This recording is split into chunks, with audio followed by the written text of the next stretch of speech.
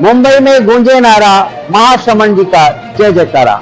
श्री महाश्रमण जी 52,000 kilometre की यात्रा करते हुए मुंबई में चातुर्मास हेतु पहुंचे हैं। गुरुदेव का आगमन मुंबई वासियों के लिए वाकई परम सौभाग्य की बात है।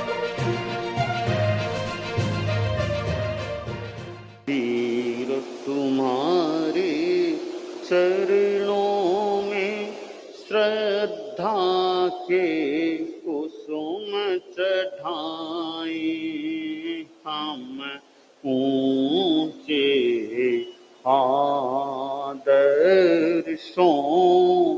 को अपना जीवन की ज्योति जगाए,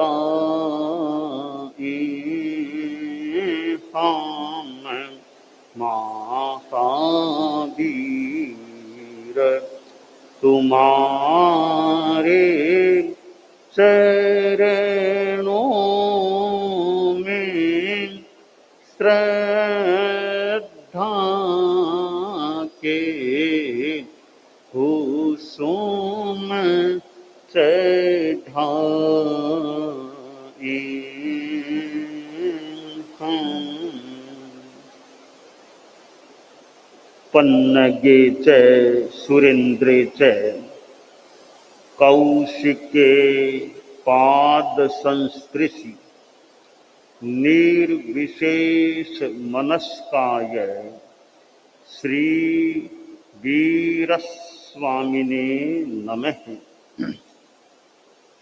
भगवती सूत्र के 8वें शतक में कहा गया है, समूहन्नम भन्ते पडुच्च कति पडिणीया पन्नत्ता, गोयमा तओ पडिणीया पन्नत्ता, तंजहा कुल पडिणीये गण पडिणीये संघ पडिणीये, अनुकंपम पडुच्च कति पडिणीया पन्नत्ता, गोयमा तओ पडिणीया पन्नत्ता, तंजहा तवस्सी पडिणीये गिलान पडिणीये सेह पडिणीये।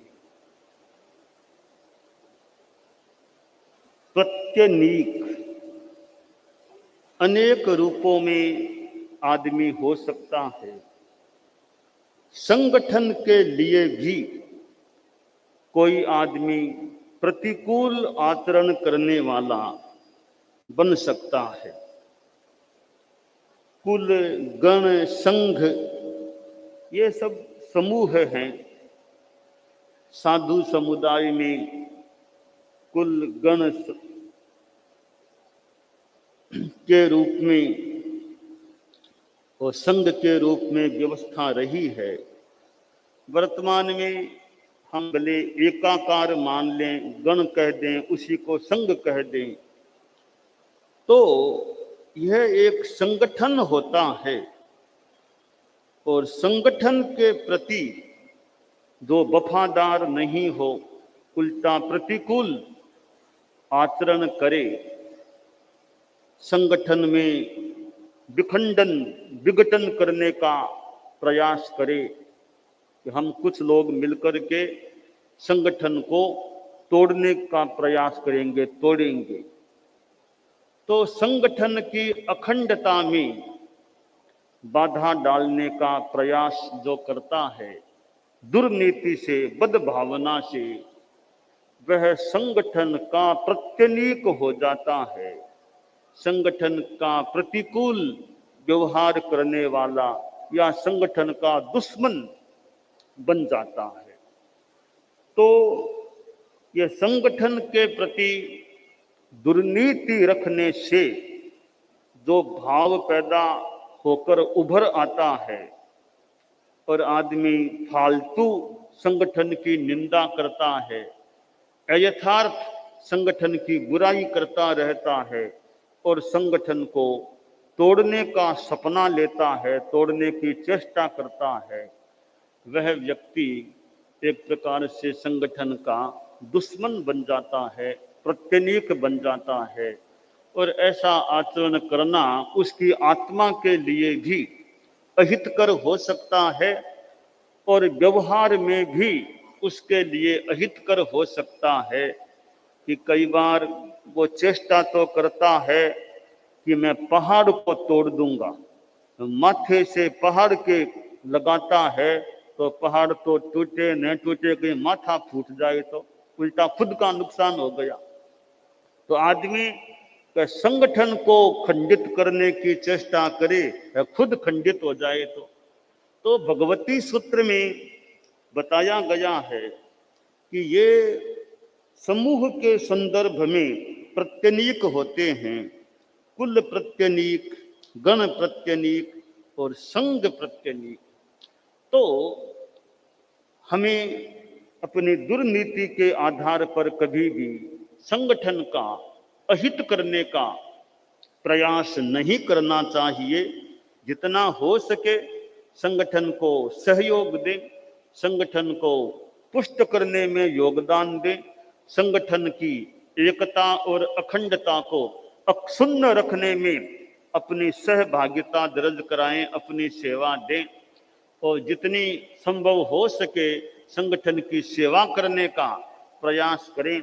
संगठन को और ज्यादा मजबूती देने में और विकसित करने में अपनी सेवा दें। यह तो संगठन के प्रति अनुकूलता की बात हो जाती है और संघ को तोड़ने का प्रयास करना दुर्नीति से यह है संघ प्रत्यनीकता की बात हो जाती है। आगे भगवती सूत्र में कहा गया है कि अनुकंपा, जो अनुकंपनीय है, जो सेव्य हैं, उनके संदर्भ में भी प्रत्यनीकता हो सकती है। तीन प्रकार के, जैसे साधु समुदाय है, साधु समुदाय में कोई तपस्वी साधु है या ग्लान बीमार रोगी साधु है या शैक्ष नवदीक्षित है, ये तीनों एक प्रकार से सेवा लेने के अधिकारी होते हैं, ये अनुकंपनीय होते हैं। कोई वृद्ध है या बीमार है या तपस्वी, ग्लान और शैक्ष, ये तीन बताए गए हैं। और ग्लान है वो बीमार भी हो सकता है या बुढ़ापे के कारण भी कोई असमर्थ हो जाए, वो भी एक प्रकार से वो ग्लान की कोटि में लिया गया है। और शैक्ष जो नया साधु है, नवदीक्षित हुआ है, वो पूरा जानता नहीं कैसे क्या काम करना, तो ये तीनों ही अनुकंपनीय होते हैं, सेवा लेने के अधिकारी होते हैं। तो ये जो तीन हैं, इनकी सेवा न करे, जिसका जिम्मा तो है सेवा करने का। कोई साधु तपस्या कर रहा है, मास खमन 34-35 तपस्या कर रहा है, तो वो तो ज्यादा गोचरी पानी जा सके इतनी क्षमता मान लो न रहे, और भी कुछ उसको सहयोग चाहिए। और सहयोग देने का जिसका जिम्मा है वो उसकी उपेक्षा कर दे कि कोई खास बात सेवा नहीं करता है, तो वह प्रत्यनीक हो जाता है। और सेवा कराने का जिम्मा है, सेवा कराए नहीं, उसमें उपेक्षा कर दे तो वो भी एक प्रकार से प्रत्यनीक हो जाता है।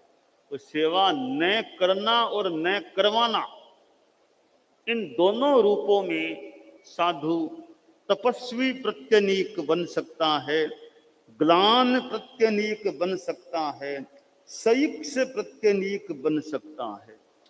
तो संगठन में सेवा का भी अपना महत्वपूर्ण स्थान होता है कि संगठन के सदस्यों को जरूरत पड़ने पर सेवा मिल जाए या सेवा मिलने की आशा हो, आश्वासन हो, तो संगठन की मजबूती में यह सहयोग मिलता है।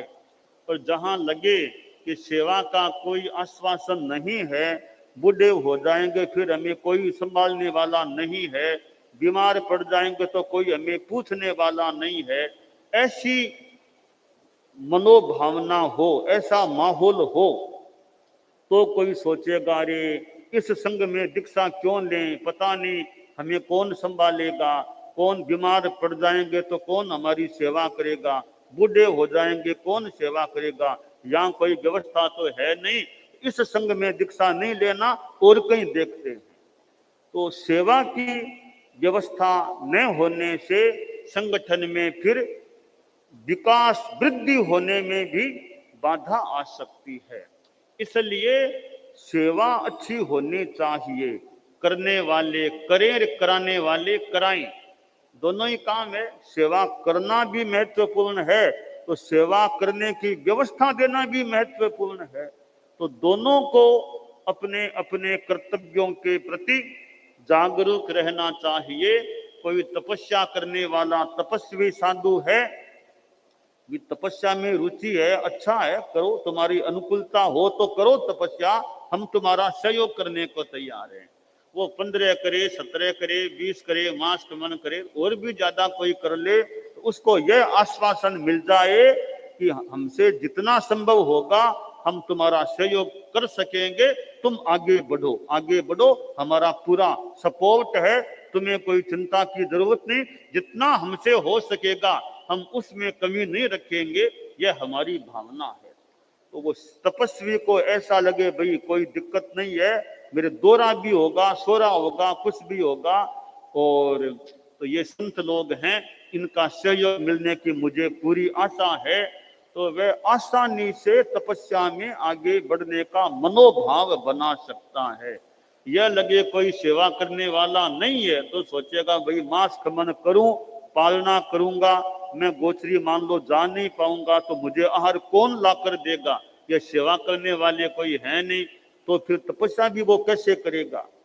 इसलिए परस्परोपग्रहो जीवानाम, प्राणियों में एक दूसरे का सहयोग का क्रम बताया गया है कि यह धर्मास्तिकाय है, यह जीवों पुद्गलों को चलने में सहयोग देती है। अधर्मास्तिकाय जीवों और पुद्गलों को स्थिर रहने में सहयोग देती है। आकाश है वो रहने के लिए स्थान देता है, काल बीतता है। पुद्गल है वो आदमी के जीवों के खाने पीने आदि में काम आते हैं, रहने में काम आते हैं। तो प्रश्न हुआ, धर्मास्तिकाय सहयोग देती है, अधर्मास्तिकाय सहयोग दूसरों को देती है, आकाशास्तिकाय दूसरों को स्थान देता है, पुद्गल दूसरों के खाने पीने में काम आते हैं। तो जीवास्तिकाय जीव क्या सहयोग देता है, वो सहयोग लेता ही है, कुछ देता भी है। तो कहा जीव भी सहयोग देते हैं, जीव धर्मास्तिकाय को सहयोग नहीं देते, अधर्मास्तिकाय को नहीं देते, परंतु परस्परोपग्रहो जीवानाम, जीव परस्पर एक दूसरे को आलंबन देते हैं, सहयोग देते हैं, एक दूसरे को वो सपोर्ट सहयोग देते हैं। एक आदमी दूसरे आदमी का सहयोग करता है। जैसे हम साधु संस्था में देख लें कि कोई साधु गोचरी लेकर आता है तो 5-7 संतों को खाने को आहार मिल गया, कोई साधु पानी लेकर आ गया तो कितनों को पानी मिल गया, कोई साधु और कोई वृद्ध है उसकी सेवा परिचर्या दवाई लाना देना वो काम करता है तो बीमार को वृद्ध को वो सहयोग मिल गया। तो यो सहयोग, एक वृद्ध है वो सोचता है अरे मैं ज्यादा काम तो नहीं कर सकता, बाहर तो ज्यादा दूर नहीं जा पाता, पर ठिकाने में जो काम है वो तो मैं कर सकता हूँ। तो वो कहता भी आप तुम लोग छोटे हो, तुम तो बाहर जाके गोचरी करना, पानी लाना, दवाई वो काम तुम कर दो, ठिकाने में आने के बाद तुम्हारा जो भी काम हो, पात्रियां साथ करना और करना, कोई तुम्हारा प्लेवना का काम वो हमको देते हैं। यह परस्पर एक दूसरे का सहयोग हो गया। तो जीवों में एक दूसरे का सहयोग का क्रम है। अब वो सहयोग नहीं करे कोई तो फिर कमी की बात हो सकती है, प्रत्यनीकता की बात हो सकती है। तो भगवती सूत्र में कहा गया है कि अनुकंपा की अपेक्षा 3 प्रत्यनीक हैं, तपस्वी प्रत्यनीक, ग्लान प्रत्यनीक और सैक्ष प्रत्यनीक। छोटा साधु है, नया नया साधु बना, छोटा भी है, तब उसको तो संभालना होता है, उसको तो सिखाना भी, कैसे चलना कैसे बैठना। वो तो रात को सर्दी में सोए तो कपड़े भी उगड़ जाए, पछेवड़ी अलवान उगड़ गया, उसको रात में भी संभालना, कपड़े ओढ़ा देना और उसके खाने पीने आदि का ध्यान देना। तो छोटा साधु है, उसकी सेवा करना भी बहुत अच्छा महत्वपूर्ण कार्य होता है। वो छोटे फिर जब थोड़े बड़े हो जाते हैं फिर वो सेवा देने वाले अच्छे बन सकते हैं। तो सईक्ष है, जैसे मुनि मेघ कुमार था, मुनि मेघ कुमार भगवान महावीर के पास दीक्षित हुआ।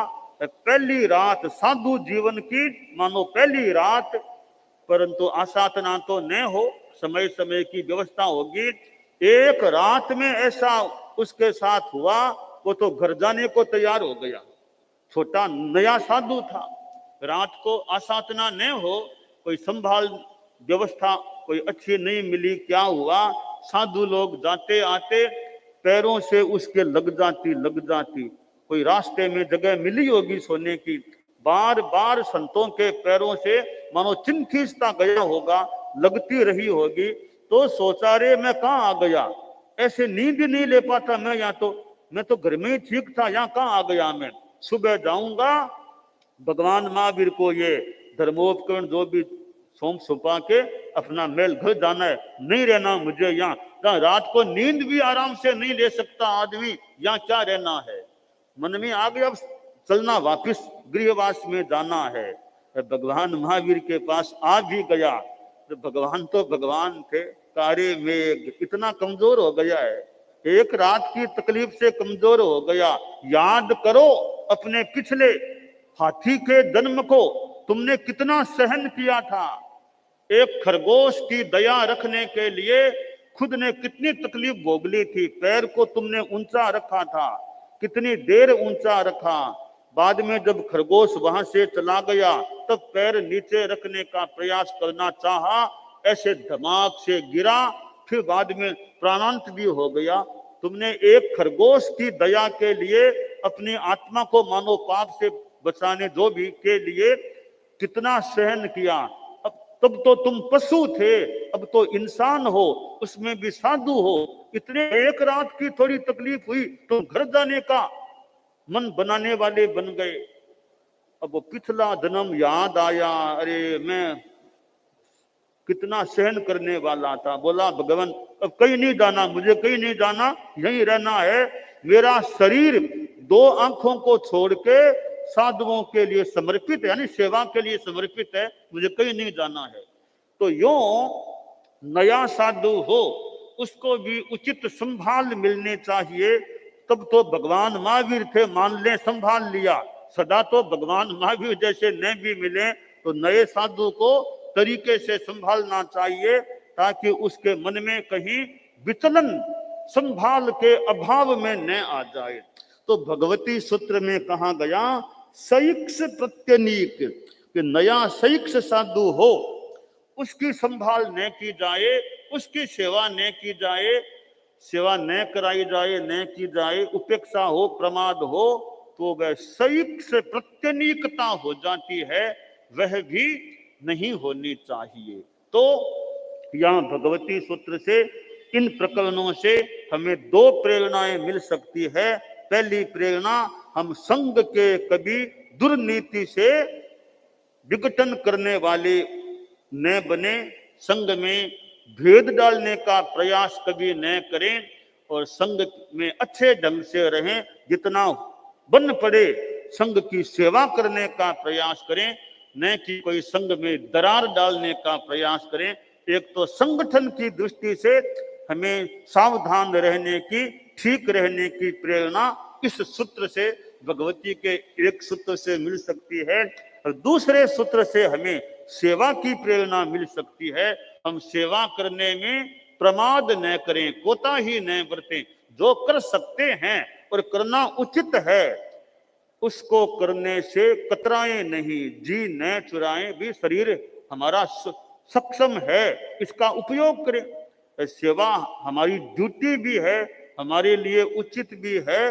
तो तपस्वी साधु है, कोई बीमार है, कोई नया साधु है, उसकी हम सेवा करें, जो जिम्मा हमको मिले उसको बखूबी निभाने का, निर्वोध करने का हम प्रयास करें। तो यह सेवा की प्रेरणा भी हम भगवती के इस सूत्र से ले सकते हैं कि हम सेवा के प्रति जागरूक रहें। और परम पूज्य गुरुदेव तुलसी थे, परम पूज्य आचार्य महाप्रज्ञ जी थे, ये दोनों बालावस्था में ही दीक्षित हुए थे, दोनों ही बहुत छोटे थे। महाप्रज्ञ जी गुरुदेव तो 11वें वर्ष में थे तभी संत बन गए, और परम पूज्य गुरुदेव तुलसी 12वें वर्ष में थे तभी परम पूज्य कालूगणी के पास साधु बन गए। दोनों ही हमारे गुरुदेव कालूगणी के पास दीक्षित होने वाले थे। तो हमारे दोनों गुरुदेव आचार्य तुलसी, आचार्य महाप्रज्ञ जी हमारे गुरुदेवों के गुरुदेव थे कालूगणी, हमारे गुरुदेवों के गुरुदेव थे कालूगणी। तो हम कालूगणी और हमारे भिक्षु स्वामी आदि आचार्य श्री हुए हैं, कितने कितने तो छोटी उम्र में साधु बन गए थे, फिर कितनी उन्होंने अपने अपने ढंग से सेवा की है। तो हमारे में भी सेवा की भावना रहे, यह काम्य है।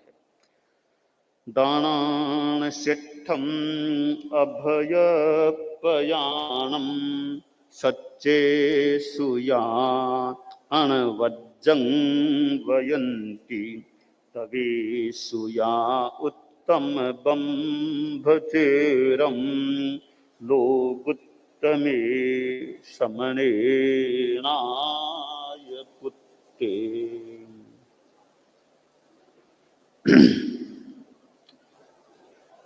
परम पूज्य कालूगणी अब मेवाड़ पधारनो है, और मेवाड़ सु पहली व फुलाद बठे प्रवास हुयो, और जंगल में मानो मंगल हुयो।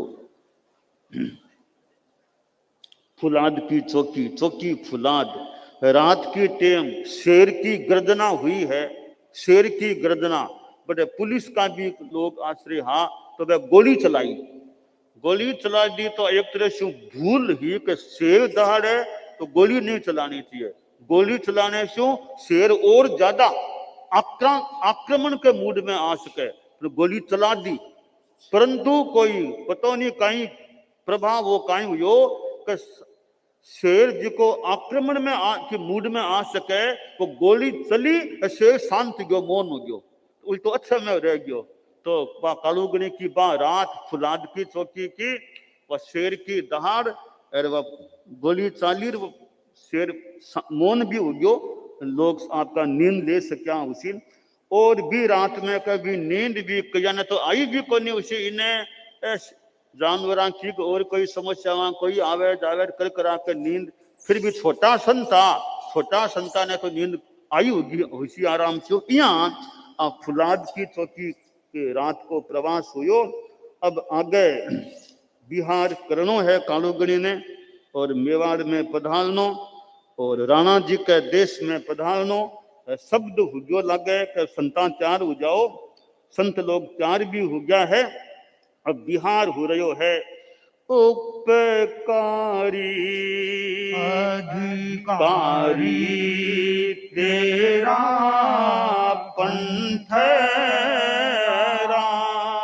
जस धारी अनुचारी श्री अरिहंत सुख कारी दुख हारी दर्श भदंतरा विषम पंथ में वारो घर घर मीरो कार हो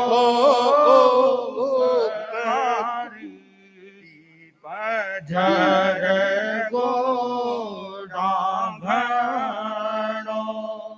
गुरुवर परम गोवाण हो उपकारी अधिकारी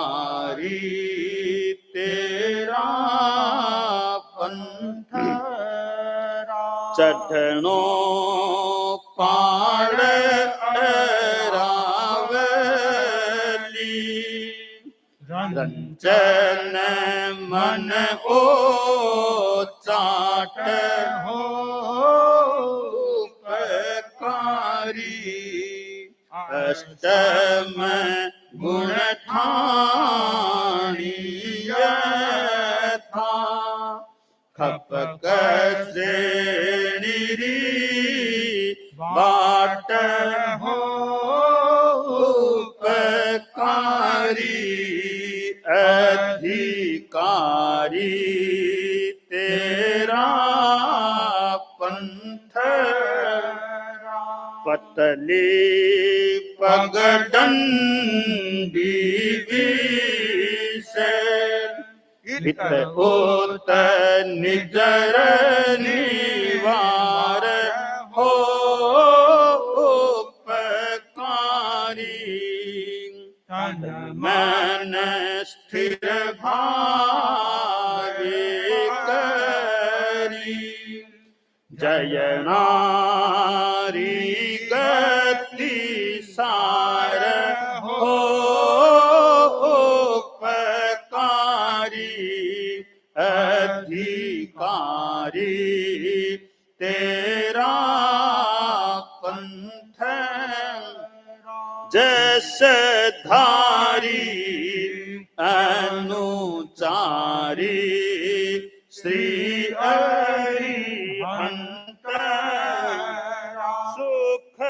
सुखकारी दुख हारी दरस भदंत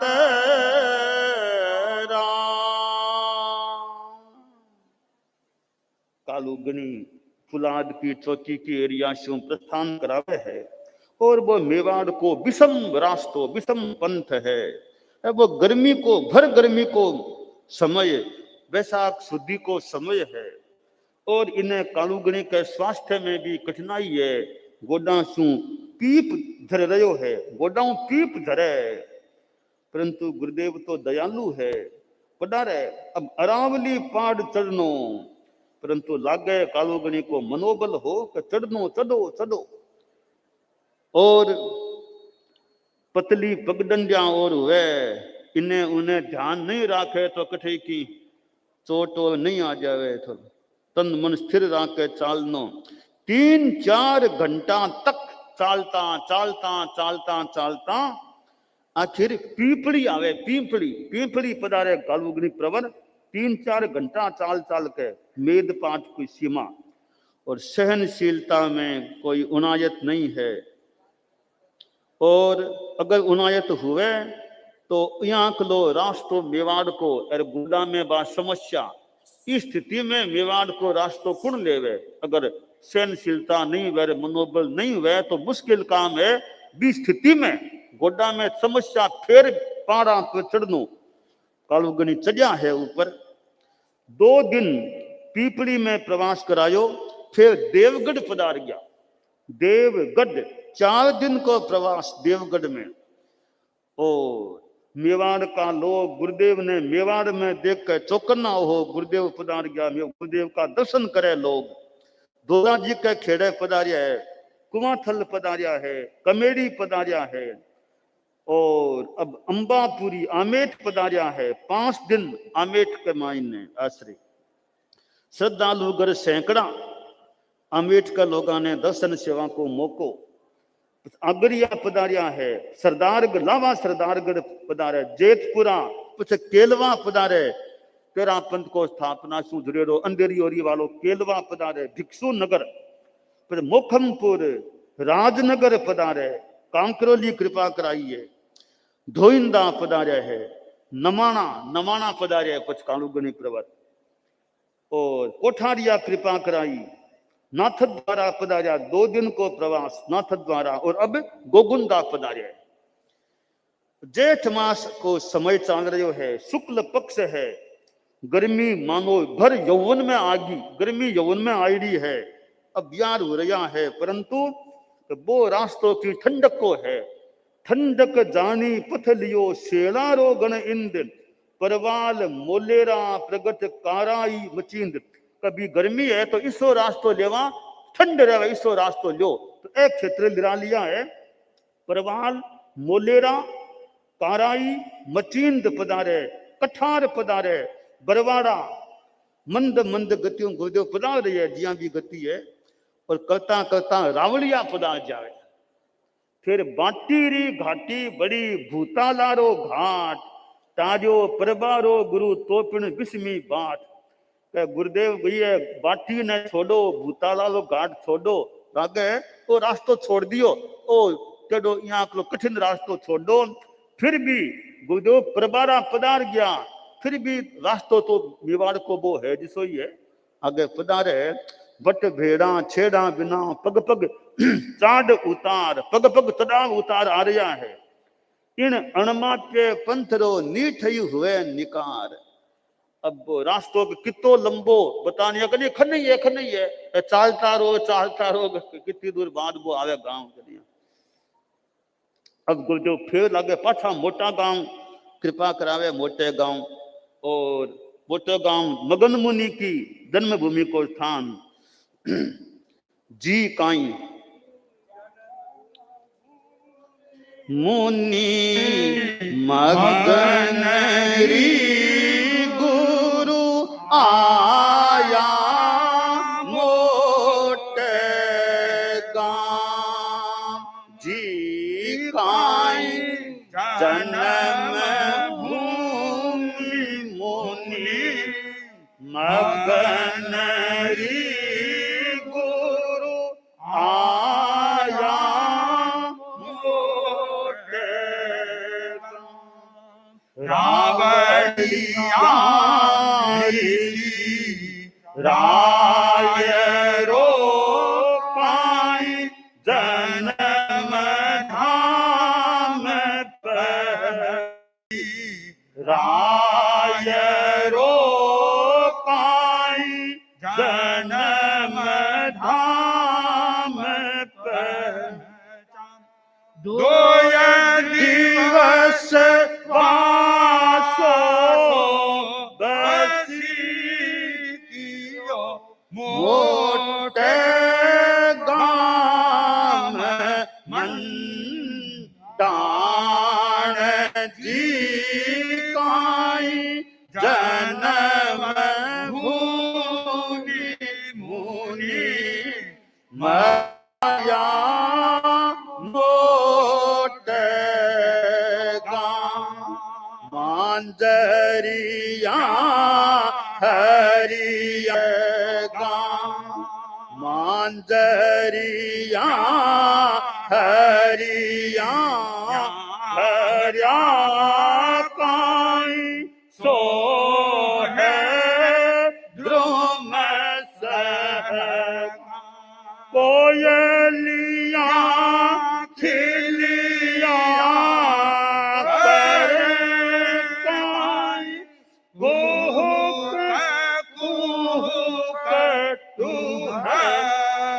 कार जी काई जन्म भूमि मुनि मगन री गुरु आया मोटे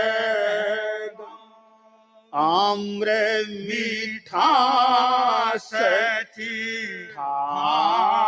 सरी भर सौरभ सहज सुसाख आम्र मीठा सरी भर सौरभ सहज सुसाख दरखत छाया निरखता हुए पथिक शयन अभी लाख जी काई जन्म भूमि मुनि मगन री गुरु आया मोटे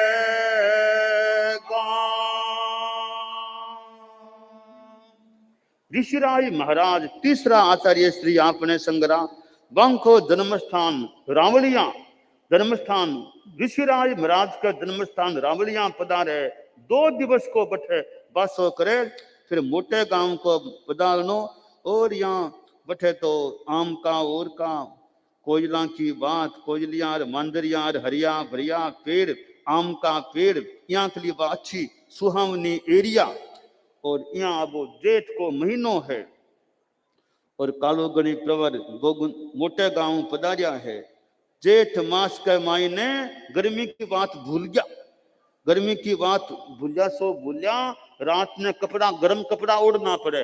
जेठ के महीने में भी एरिया में वह गोगुंदार बा एरिया है रात ने भी संता ने मानो गर्म कपड़ा ओढ़ना पड़े इतनी ठंड जेठ के महीने यहाँ के लिए वहां अनुकूल एरिया है। 14 दिन दया करी काई गोगुंदे गणनाथ 14 दिना को प्रवास गोगुंदा में करावे है। एक और समस्या पैदा हो जावे कालुगनी के बाद समस्या है व्रण वेदना। अब व्रण वेदना की और समस्या कालुगनी के उत्पन्न हो रही है। अब शरीर है औदारिक शरीर है। अब किया गुरुदेव आगे उदयपुर पधारे है आगे बातें यथासंभव आगे आ सकती।